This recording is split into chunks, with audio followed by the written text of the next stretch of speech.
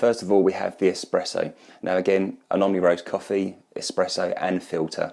So we're going to do 2 of these and see how we get on with them. So first of all, the espresso. And it's a lovely, dark, rich, fragrant flavour as soon as you put your nose to the cup. In terms of the taste, again, the first thing you really pick up on is that strawberry liqueur and almost a black cherry feel in the background. It's really, really good.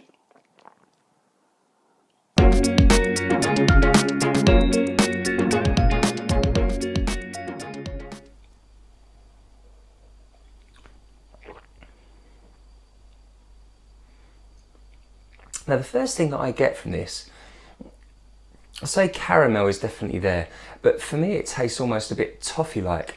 There's an element in there that's quite a bit perhaps sweeter than caramel. Maybe that's from those sugarcane type flavours that are in there. But it's really lovely actually. And I think one of the main advantages of this is that as it feels to be sort of cooling back, those sweet notes actually intensify. But the way that it almost goes down as you're sipping it, it's very, very delicate and very smooth, which is a fantastic thing, especially when you've got, you know, a great coloured espresso with an incredible crema on top of it.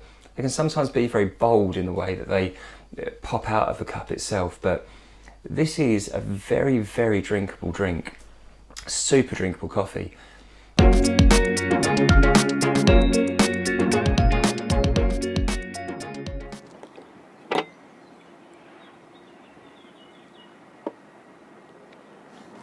Awesome, so we have our first espresso with an AeroPress. And I've got to be honest, as an espresso I was probably expecting a slightly different colour. Might have to work on that a little bit in the future. But a lovely sweet smell. That first smell you get really is that brown sugar.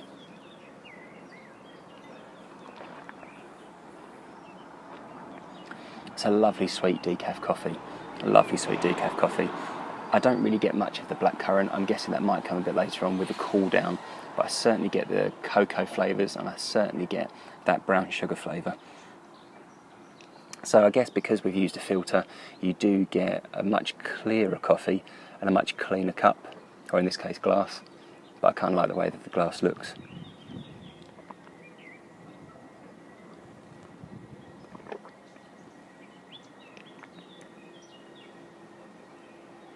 And actually now the blackcurrant is starting to come through a little bit more. Very, very, very subtle.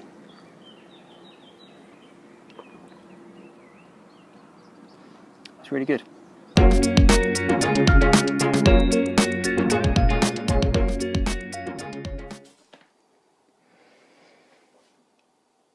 Okay, so I've got a nice double shot of espresso here. The colour is absolutely amazing. It's very, very dark, an incredibly rich crema on top.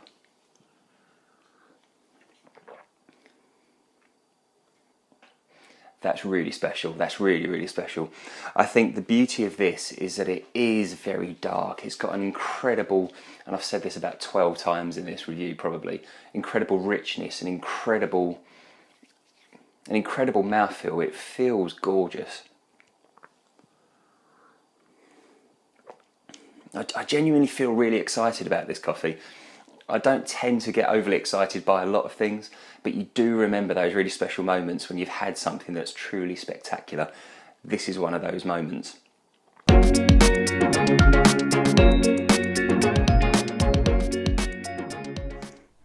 Now it's a gorgeous caramel colour to start. Now that's always a really lovely thing to see. And the smell is absolutely awesome. In fact, you kind of get a lot of the dark cherry and perhaps like a vanilla pod type of flavour to it as well. It's gorgeous.